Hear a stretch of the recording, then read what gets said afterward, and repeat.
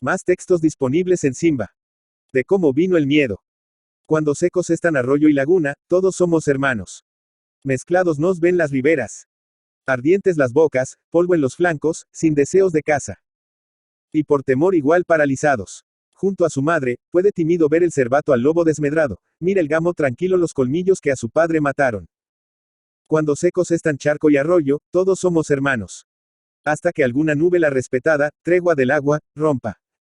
Y nos mande lluvia y anhelada casa, nuestro encanto. Previstos están, por la ley de la selva, la más antigua del mundo, la máxima parte de los acontecimientos con que su pueblo pudiera enfrentarse, por lo que, hoy por hoy, es un código casi tan perfecto como el tiempo y la costumbre pudieron llegar a constituirlo. Si el lector pasó sus ojos por las narraciones transcritas relativas a Mowgli, recordará sin duda que el muchacho pasó la mayor parte de su vida con la manada de lobos de Siani, y que aprendió la ley con Balú, el oso pardo. Fue el propio Balú quien le explicó, cuando el muchacho daba muestras de impaciencia por tantas órdenes que recibía constantemente, que la ley era como una enredadera gigante, ya que alcanza a todas las espaldas sin quedar exenta ninguna de sentir su peso. Una vez que hayas vivido los años que yo he vivido, hermanito, te darás cuenta de que la selva obedece, a lo menos, a una ley, dijo Balú. Esto no te parecerá muy agradable, añadió. Mowgli no paró mientes en esta conversación, porque cuando un muchacho pasa la vida comiendo y durmiendo, no le importan un ardite las demás cosas, sino hasta que suena la hora de enfrentarse con ellas. Pero hubo un año en que las palabras de Balú resultaron certísimas y exactas. Entonces Mowgli fue testigo de que toda la selva estaba bajo el imperio de la ley. Esto empezó cuando escasearon de manera alarmante las lluvias de invierno, y cuando Iki, el puerco Espín, al topar con Mowgli entre unos bambúes, le explicó que se estaban secando las patatas silvestres. Pero, bueno, todo el mundo ya está enterado de lo ridículamente escrupuloso que es Iki acerca de escoger su alimento, y de que solo elige las cosas mejores y más en sazón. Por tanto, Mowgli se rió y le dijo: ¿qué tiene eso que ver conmigo? No mucho, al presente, respondió Iki, e hizo sonar sus púas muy tenso y violento. Pero ya veremos más tarde. Sigues todavía bañándote en la laguna que hay en la roca, ala en la peña de las abejas, hermanito. No, el agua es tan tonta que se va evaporando, y no quiero romperme la cabeza, dijo Mowgli, que en aquellos tiempos sentíase tan sabio como 5 juntos de los que formaban el pueblo de la selva. Tú te lo pierdes. Si te la rompieras un poco, ¿acaso por la rotura te entraría algo de juicio? Iki echó a correr agachando la cabeza para que Mowgli no le tirara de las cerdas del hocico. El muchacho le contó después a Balú lo que aquel había dicho. El oso, en tono grave, murmuró entre dientes. Si estuviera solo, cambiaría de cazadero, antes que los demás empezaran a preocuparse.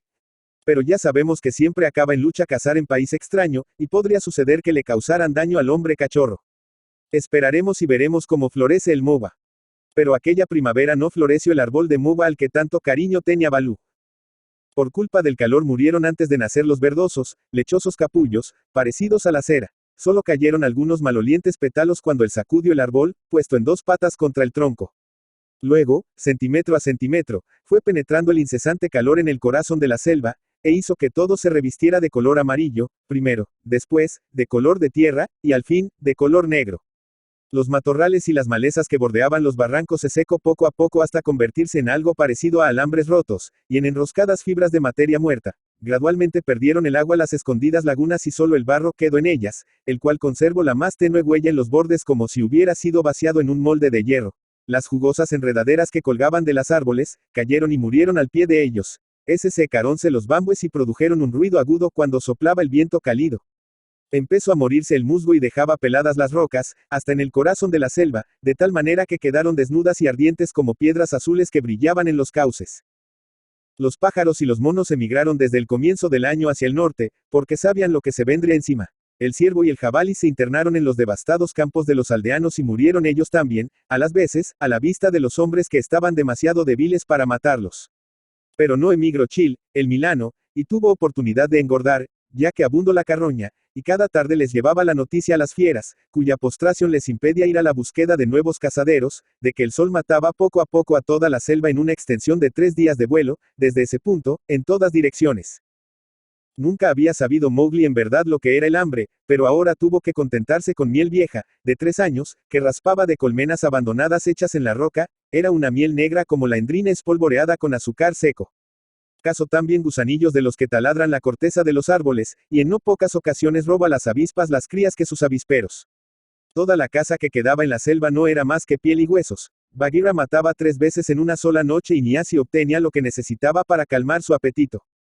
Pero la peor calamidad era la falta de agua, ya que, aunque raras veces beba el pueblo de la selva, ha de beber en gran cantidad, cuando lo hace. Siguió adelante el calor y secó toda humedad, y al fin el cauce del río Waingunga fue el único lugar donde corría aún un hilillo de agua entre las muertas riberas. Y cuando Hati, el elefante salvaje, cuya vida puede alcanzar 100 años o más, vio que en el centro mismo de la corriente asomaba un largo, descarnado y azul banco de piedra completamente seco, comprendió que lo que tenía ante su vista era la Peña de la Paz, y entonces, de cuando en cuando, levantó la trampa y proclamó la tregua del agua, como la había proclamado su padre antes que él, 50 años atrás. Le hicieron coro, con ronca voz, el ciervo, el jabalí y el búfalo. Chil, el milano, voló en todas direcciones describiendo círculos, chillando y silbando para extender la noticia. De acuerdo con la ley de la selva, desde el momento en que ha sido proclamada la tregua del agua, es castigado con la pena de muerte el que mata en los sitios destinados a beber. Beber es antes que comer, esta es la razón. Cuando lo único que escasea es la caza, cualquiera puede irla pasando mal que bien en la selva. Pero el agua es el agua, y toda caza queda en suspenso mientras el pueblo de la selva tenga que ir por necesidad al único manantial que quede. Durante las estaciones buenas, cuando el agua abundaba, quienes querían beber en el río Waingunga, o en cualquier otro sitio, que para el caso es lo mismo, lo hacían a riesgo de su vida, y dicho riesgo contribuya, en gran parte, al atractivo de las excursiones nocturnas. Moverse con tal destreza que ni una hoja se moviera al paso. Atravesar el vado, con el agua hasta la rodilla, en sitios en que es baja el agua, cuyo ruido apaga todo rumor. Mirar hacia atrás, por encima del hombro, mientras se bebe, con cada músculo tenso para dar el primer salto desesperado de loco terror.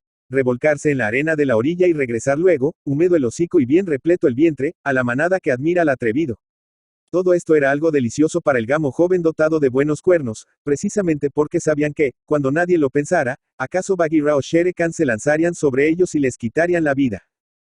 Mas ahora había terminado todo aquel juego que podía ser mortal. Acercábase hambriento y triste todo el pueblo de la selva al río cuyo cauce parece haberse estrechado. El tigre, el oso, el ciervo, el jabalí, el búfalo, todos juntos, bebían en sucias aguas y allí permanecían, sin fuerzas para moverse.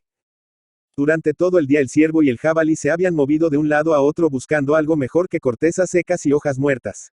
Los búfalos no habían encontrado lodazales en que refrescarse ni verdes sembrados en donde pudieran saciar su hambre.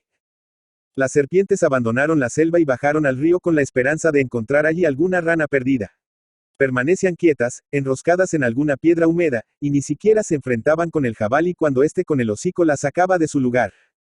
Tiempo hacia que las tortugas de río habían sido exterminadas por la habilísima cazadora Bagheera. Los peces del río se habían enterrado ellos mismos profundamente en el seco barro. Solo la Peña de la Paz sobrenadaba del agua poco profunda, como una larga sierpe, y las pequeñas y fatigadas ondulaciones de la corriente silbaban al pegar contra sus calientes costados y evaporarse. Cada noche se dirige a ese lugar en busca de fresco y compañía. Apenas hubiera hecho caso entonces del muchacho el más hambriento de todos sus enemigos. Su piel desnuda hacíalo parecer aún más enjuto y miserable que cualquiera de sus compañeros. El sol le había descolorido el cabello hasta hacerlo que pareciera estopa. Sobresalían sus costillas como si fuesen los mimbres de un cesto, y los bultos que le crecieron en las rodillas y codos por arrastrarlos por el suelo al caminar a gatas, le daban a sus reducidos miembros el aspecto de manojos de hierba trenzados. Pero bajo aquella melena enredada y entretejida, se veían unos ojos fríos, tranquilos, pues Bagheera, su consejera en aquellos tristes días, le aconsejó que se moviera calmosamente, que cazara despacio, y que nunca, por ningún motivo, se enojara. Estos tiempos son malos, pero ya pasarán, si no nos morimos antes, dijo la pantera una noche en que el calor era semejante al de un horno. Te has llenado el estómago, hombrecito. Algo metí en él, pero no me vale. ¿No crees, Bagheera, que las lluvias se olvidaron de nosotros y que no volverán ya más? De ningún modo. Todavía veremos florecer el mogua y a los cervatos engordar con la hierba fresca. Vamos a la Peña de la Paz a saber noticias. Sube a mi lomo, hermanito. No es tiempo ahora de cargar pesos. Todavía puedo tenerme en pie sin que me ayuden. Pero es verdad que ni tú ni yo nos parecemos, por lo gordos, a los bueyes bien cebados. Se miró Bagheera a los lados, que eran como harapos cubiertos de polvo, y murmuró. Maté anoche un buey que estaba uncido al yugo. Me quedaban tan pocas fuerzas, que creo que no me hubiera atrevido a saltarle encima, si hubiera visto que estaba en libertad. ¡Wow! Se rió Mowgli y dijo. Sí, muy buen par de cazadores formamos ahora tú y yo. Yo soy muy audaz para comer gusanillos. Ambos se alejaron por la crujiente maleza, se dirigieron a la orilla del río junto a la labor de encaje que formaban los montones de arena que habían salido de él por todos lados. El agua no puede ya durar mucho, observó Balú uniéndose a ellos. Miren acá, al otro lado se ven filas de huellas que se parecen a los caminos que trazan los hombres. En el llano que se extendía en la orilla opuesta, la hierba, erguida, se había muerto y parecía momificada. Las joyadas pistas del ciervo y del jabalí, todas en dirección al río, rayaban la desteñida llanura con polvorientas ramblas abiertas en la hierba de 3 metros de altura. A pesar de ser todavía temprano, cada larga avenida se veía ya llena de los que se daban prisa en ser los primeros en llegar al agua. Percibíanse las toses de los gamos y de los cervatos, a consecuencia del polvo, como si este fuera rape. En la curva que formaba el agua perezosa alrededor de la Peña de la Paz, río arriba, estaba Hati, el elefante salvaje, convertido en guardián de la tregua del agua. Acompañabanlo sus hijos, demacrados, de color gris, balanceando el cuerpo a la luz de la luna. Siempre balanceándolo. Un poco más abajo, mirábase la vanguardia de los ciervos. Más abajo aún, los jabalíes y los búfalos salvajes. En la orilla opuesta, donde los árboles llegaban hasta tocar el agua, estaba el lugar aparte destinado a los carnívoros. El tigre, los lobos, la pantera, el oso, y los demás. En verdad que el peso de una sola ley nos gobierna ahora, dijo Bagheera al vadear la corriente y mirando las filas de cuernos que chocaban unos contra otros y los inquietos ojos que se miraban en el lugar donde se empujaban los ciervos y los jabalíes. Buena suerte a todos los de mi sangre, añadió, y se tendió cuán larga era, con uno de sus costados fuera del agua. Y luego dijo entre dientes. Buena suerte sería la del que pudiera cazar aquí, a no ser por eso que se llama la ley. Estas últimas palabras no pasaron inadvertidas al oído finísimo de los ciervos, y un rumor de azoramiento corrió a lo largo de sus filas. Y la tregua, acuérdate de la tregua, exclamaron. Que haya orden, dijo con voz gutural Hati, el elefante. Permanece la tregua, Bagheera. No es hora de hablar de caza. Si lo sabré yo, respondió Bagheera, mirando río arriba. No devoro más que tortugas. No soy sino una pescadora de ranas. Naella, ¿quién se alimentara únicamente de ranas? También nosotros quisiéramos que así lo hicieras. Eso nos gustaría mucho, replicó, Balando, un cervato nacido aquella misma primavera, y al cual Bagheera no le hacía gracia alguna. Por muy decaído que estuviera el pueblo de la selva, nadie, incluyendo al mismo Hati, pudo menos de reírse disimuladamente, en tanto que Mowgli, echado de codo sobre el agua caliente, soltó la carcajada y golpeó la espuma con los pies. Bien dicho, cornamenta en capullo. Bisbiso Bagheera, se te tendrá esto en cuenta cuando haya terminado la tregua. Y sus ojos se clavaron en el cervato, a través de las sombras, para tener la seguridad de reconocerlo en mejor ocasión. La conversación se generalizó poco a poco donde quiera en los sitios destinados a beber. Oyase al quisquilloso jabalí pedir con sordos ronquidos que le cedieran mayor espacio, a los búfalos gruñendo entre ellos al andar al sesgo por los bancos de arena, a los ciervos narrando lastimeros cuentos de sus largas y fatigosas caminatas en busca de comida. De cuando en cuando preguntaban, en demanda de noticias, a los carnívoros que se encontraban al otro lado del río. Pero las noticias siempre eran malas, y el bramador viento caliente de la selva se movía por entre las rocas y las zumbantes ramas, y esparcía renuevos y polvo por encima del agua. También se mueren los hombres junto a sus arados, dijo un zambur joven. Encontré a 3, entre la hora del crepúsculo y la noche. Yacían completamente quietos, y sus bueyes yacían con ellos, a su lado. Así estaremos nosotros, muy quietos y tendidos, dentro de poco. El río ha bajado más desde ayer en la noche, afirmó Balú. Hati, ¿viste nunca una sequía corno esta? Ya pasara, respondió Hati, y lanzó agua al aire para que le cayera sobre el lomo y los flancos. Por aquí hay alguien que no resistirá mucho tiempo, observó Balú. Y al decir esto, miró al muchacho a quien tanto quería. ¿Quién? Yo, exclamó indignado Mowgli, sentándose en el agua. Yo no tengo pelo largo que me cubra mis huesos. Pero, ¿y si te quitase a ti la piel, Balú? Tan solo de pensar en esto, tembló Hati, y Balú dijo con aire severo. Hombrecito, no está nada bien que le digas eso a un maestro de la ley. Nunca me vio a mí nadie sin piel. No quise decir nada malo, Balú, sino tan solo que tú eres, digámoslo así, como un coco con cáscara, en tanto que yo como un coco sin cáscara. Ahora bien, la cáscara parda que tú tienes. Mowgli se encontraba sentado con las piernas cruzadas, hablando, como de costumbre, con el dedo levantado, cuando Bagheera alargó suavemente una pata y lo tiró de espaldas en el agua. Esto va de mal en peor, dijo la pantera negra mientras el muchacho se levantaba farfullando algunas palabras. Primero, que hay que quitarle su piel a Balú, y luego, que es un coco. Pues cuidado, No vaya a hacer él lo que hacen los cocos maduros. ¿Qué hacen? Interrogó Mowgli, a quien había cogido distraído la advertencia y no la entendió, aunque era uno de los más inteligentes adivinadores de la selva. Le rompen a uno la cabeza, respondió suavemente Bagheera, y le dio otro empujón y lo zambulló de nuevo. No está bien que bromees a costa de tu maestro, dijo el oso, al mismo tiempo que Mowgli iba a parar bajo el agua. No está bien. Pues, ¿qué es lo que quieres? Esa cosa desnuda que siempre anda corriendo de aquí para allá, bromea, como si fuera un mono, con quienes en un tiempo fueron buenos cazadores, y nos tira de los bigotes a los mejores de entre nosotros, por juego. Quien así habló, era Shere Khan, el tigre cojo, que descendía hacia el agua. Se quedó inmóvil durante un momento, para regocijarse con la impresión que produjo su vista en los ciervos al otro lado del río. Luego, dejando caer la cuadrada cabeza llena de arrugas, empezó a beber a lengüetadas y rezongo. La selva no es ahora sino un criadero de cachorros desnudos. Mírame, hombrecito. Miró Mowgli. Mejor dicho, clavó los ojos tan insolentemente cuanto pudo. Al cabo de un instante, Shere Khan volvióse con visible malestar. Hombrecito por aquí, hombrecito por ala, rugió sordamente, en tanto que seguía bebiendo. Bah, el cachorro ese no es ni hombre ni cachorro, de lo contrario, hubiera sentido miedo. Habré de pedirle permiso en la estación próxima para que me deje beber. AUGR. Muy bien podría ocurrir eso, dijo Bagheera mirándolo fijamente en los ojos. Muy bien podría ocurrir. Shere Khan, qué abominable cosa es esa que traes acá. El tigre cojo hundía la barba y la quijada en el agua, y flotaban aceitosas y oscuras rayas a partir de donde él bebía, y seguían corriente abajo. Un hombre, respondió fríamente Shere Khan, hace una hora mate a un hombre. Y siguió farfullando y rugiendo entre dientes. Sobresaltóse toda la fila de animales, y se movieron presa de agitación, y entre ellos empezó a circular un murmullo que, al fin, se convirtió en un grito. Un hombre, mató un hombre. Miraron todos, entonces, a Hati, el elefante salvaje. Pero en aquel momento, él parecía no escuchar. Nunca actúa Hati hasta que llega la hora de actuar. Esta es una de las causas de su vida tan larga. Matar a un hombre en esta estación. No tenías otra clase de caza a mano, dijo Bagheera, saliendo del agua teñido de rojo y sacudiendo cada pata, como un gato, al salir. Por gusto lo hice, no por necesidad de carne. Se escuchó de nuevo el murmullo de horror, y ahora sí, el vigilante ojillo blanco de Hati miró en dirección de Shere Khan. Por gusto, repitió lentamente Shere Khan, y ahora vengo a beber y limpiarme. Alguien se opone a ello. El lomo de Bagheera empezó a curvarse como un bambú cuando sopla fuerte viento. Pero Hati levantó la trompa y habló con calma.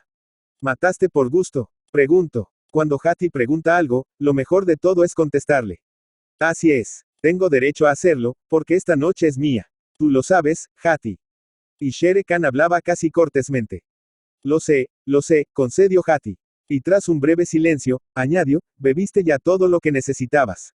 Sí, por esta noche. Pues ahora, vete. El río es para beber, y no para ensuciarlo. Nadie sino el tigre cojo podía hacer gala de su derecho en esta estación en que todos padecemos. Todos, tanto los hombres como el pueblo de la selva. Pero ahora, limpio o sucio, regresa a tu cubil, Shere Khan. Cual si fuesen trompetas de plata resonaron las últimas palabras, y sin ninguna necesidad de ello, los tres hijos de Hati se adelantaron como un paso. Se escurrió Shere Khan, y no se atrevió ni siquiera a gruñir. Sabía lo que nadie ignora, que en último término, el amo de la selva es Hati. Mowgli murmuró al oído de Bagheera. ¿Qué derecho es ese que alega Shere Khan? Siempre es cosa vergonzosa matar a un hombre, así lo dice la ley. No obstante, dice Hati, pregúntaselo a él. Yo no lo sé, hermanito. Pero, a no haber hablado Hati, y tuviera o no tuviera derecho el cojo, ya le habría dado yo una lección a ese carnicero. Venir a la Peña de la Paz después de matar a un hombre, y hacer luego gala de ello. Es una acción digna tan solo de un chacal. Además, no tuvo empacho en ensuciar el agua. Después de esperar un minuto para darse ánimo, porque nadie se atreve a hablar a Hati directamente, Mowgli gritó. ¿Cuál es ese derecho que alega Shere Khan, Hati?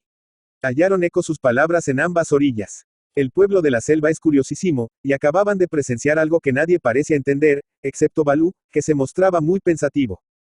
Es una historia antigua, dijo Hati. Una historia más vieja que la selva. Estén quietos, callen todos en esta y la otra orilla, y contaré la historia. Hubo 1 o 2 minutos de confusión, ya que los jabalíes y los búfalos se empujaban los unos a los otros, y al cabo, los que dirigían las manadas, gruñeron sucesivamente. Estamos esperando. Avanzó Hati y se metió casi hasta las rodillas en la laguna que se formaba junto a la Peña de la Paz. Su aspecto era el que le correspondía, aunque estaba flaco y arrugado y con los colmillos amarillentos. El de amo de la selva, conviene a saber, lo que todos sabían que era. Todos ustedes saben, hijos míos, empezó, que al hombre es a quien temen más que a todas las cosas. Se escuchó un rumor de aprobación. Esto va contigo, hermanito, le dijo Bagheera a Mowgli. Conmigo. Yo pertenezco a la manada. Soy un cazador del pueblo libre, respondió Mowgli. ¿Qué hay entre los hombres y yo? Saben ustedes por qué le tienen miedo al hombre. Prosiguió Hati. He aquí la razón. En el principio de la selva, y nadie sabe cuándo fue esto, todos los hijos de ella andábamos juntos sin temor los unos de los otros. No había sequías en aquellos tiempos. Hojas, flores y frutos crecían en el mismo árbol, y nosotros no comíamos sino hojas, flores, hierbas, frutos y cortezas. Alegre me siento de no haber nacido en aquellos tiempos, dijo Bagheera. ¿Para qué sirven las cortezas sino para afilar las garras en ellas? THA. El primer elefante, era señor de la selva. Con su trompa sacó a la selva de las profundas aguas. Donde el trazo surcos con sus colmillos, allí corren los ríos. Donde pegó con el pie, brotaron manantiales de agua potable. Cuando hizo sonar su trompa. Así, cayeron los árboles. Así hizo la selva, THA. Así me contaron a mí lo sucedido. Pues el cuento no perdió nada en tamaño al pasar de boca en boca, bisbizó Bagheera, y Mowgli, para que no lo vieran reír, se tapó la cara con la mano.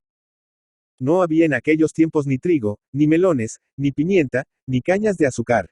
Tampoco había chozas como las que ustedes han visto. El pueblo de la selva no sabía nada acerca del hombre, y vivía en común, formando un solo pueblo.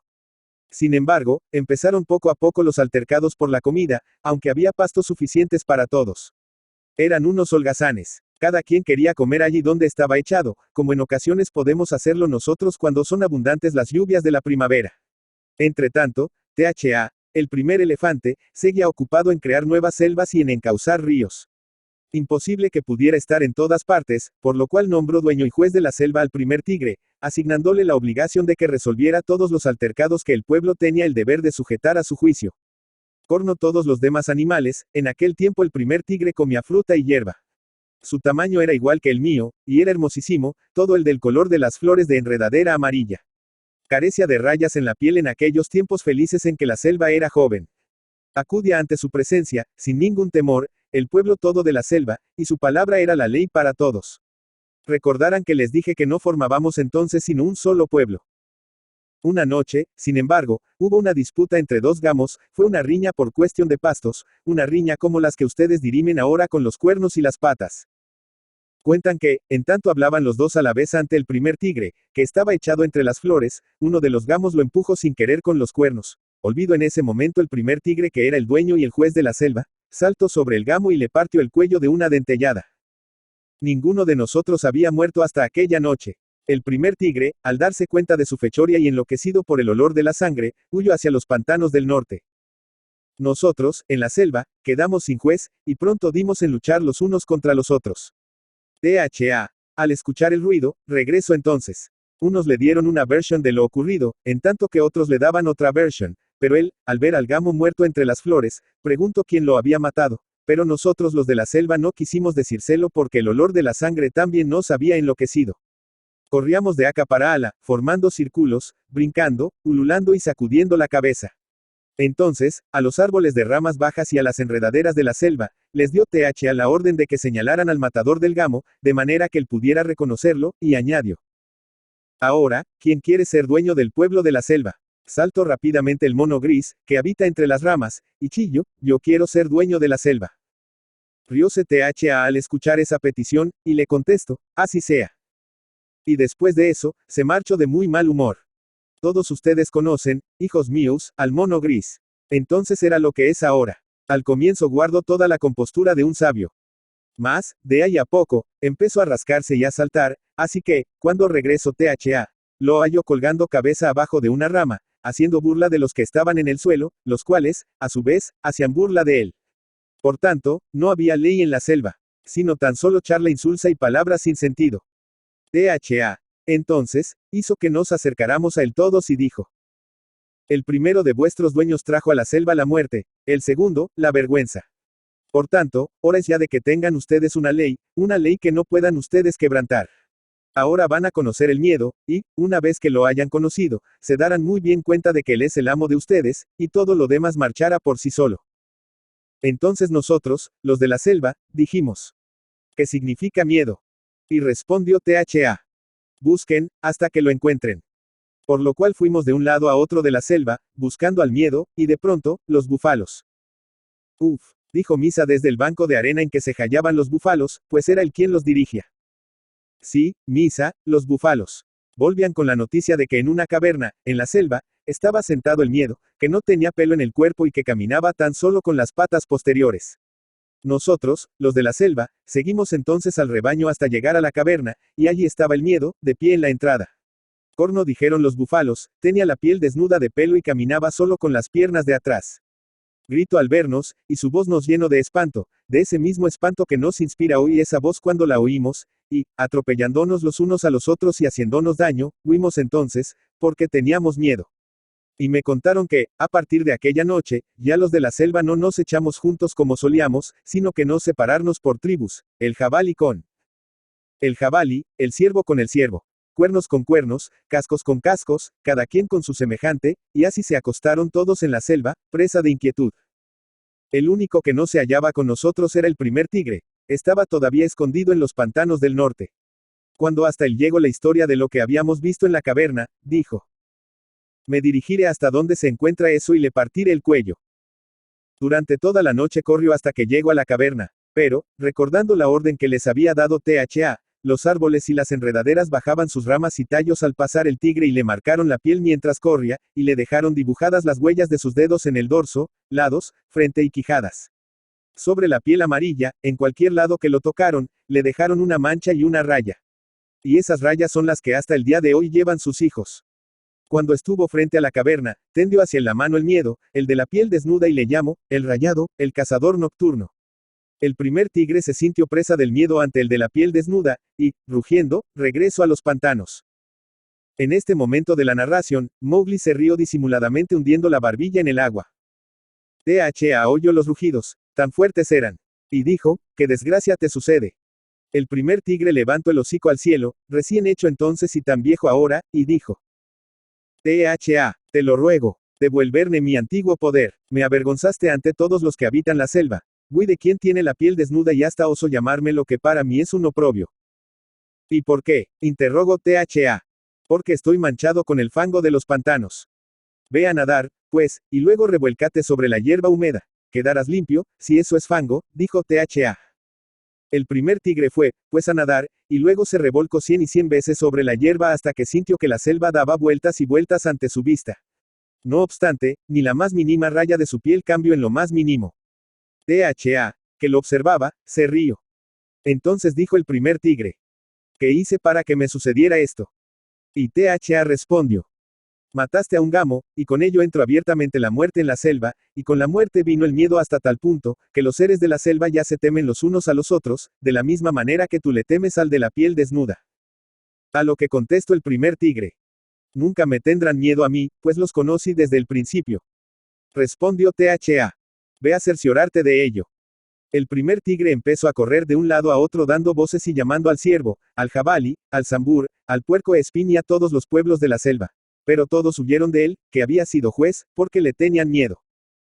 Vencido su orgullo y abatiendo la cabeza contra el suelo, regresó el tigre y desgarraba la tierra con sus uñas, diciendo.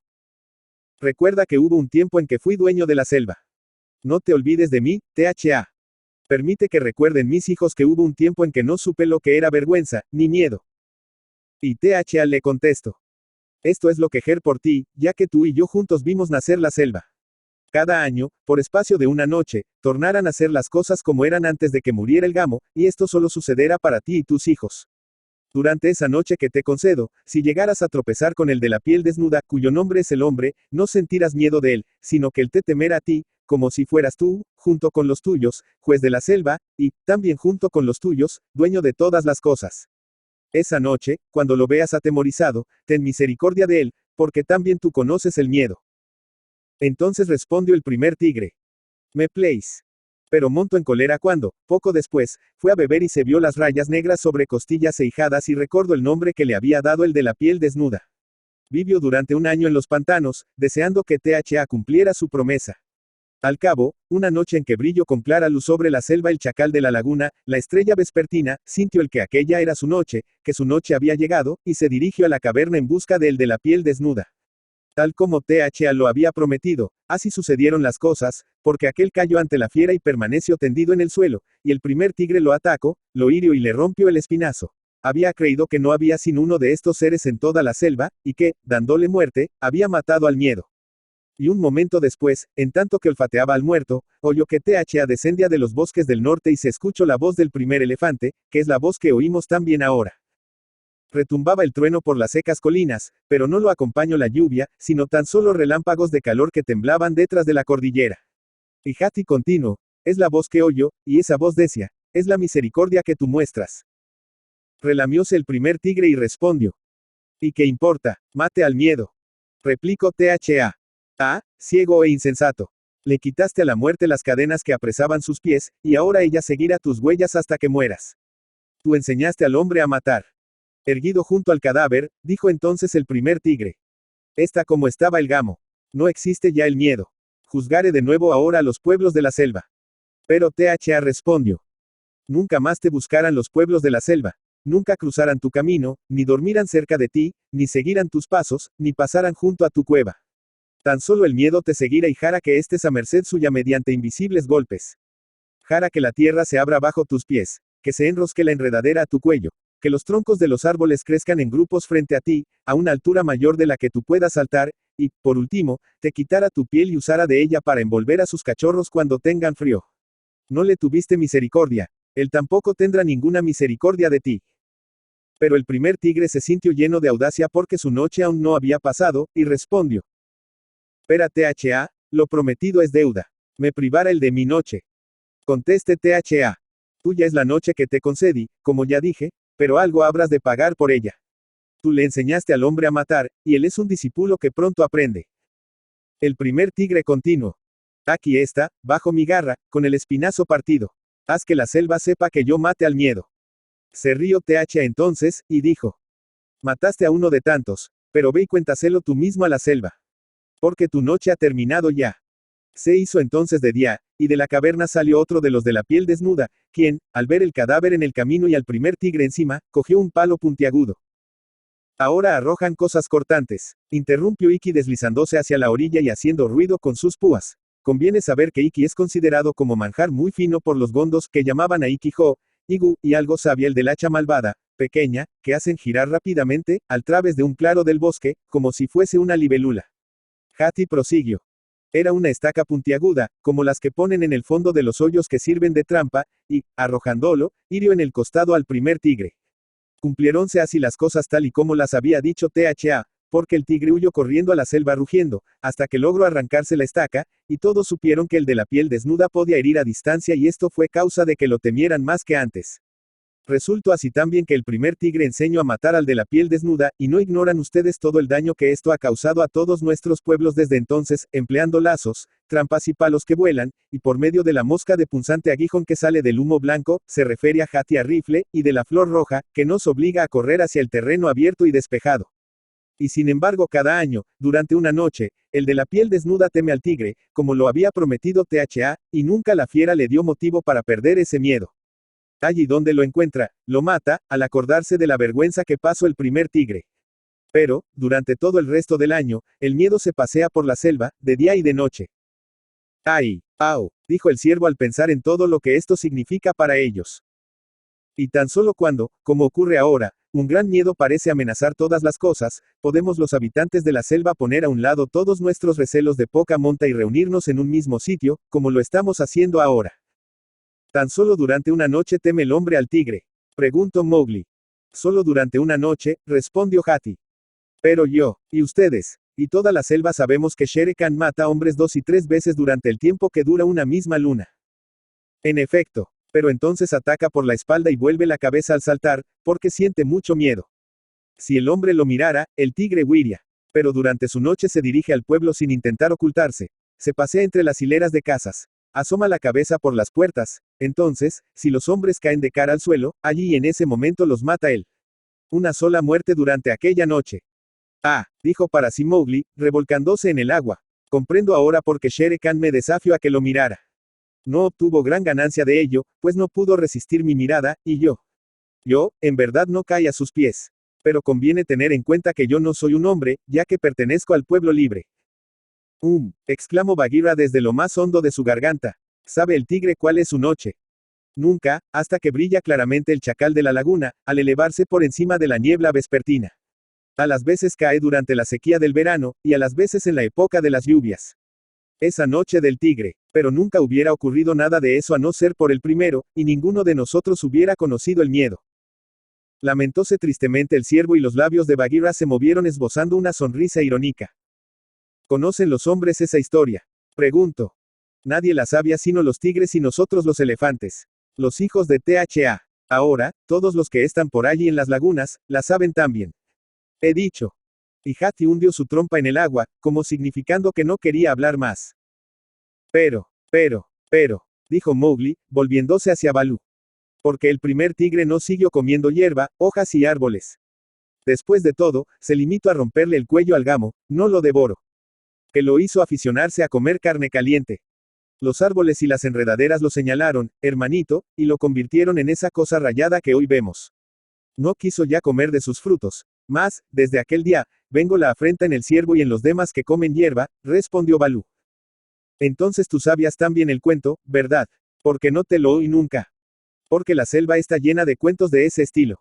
Si empiezo a contártelos, no acabaré nunca. Vamos, suéltame la oreja, hermanito. La ley de la selva.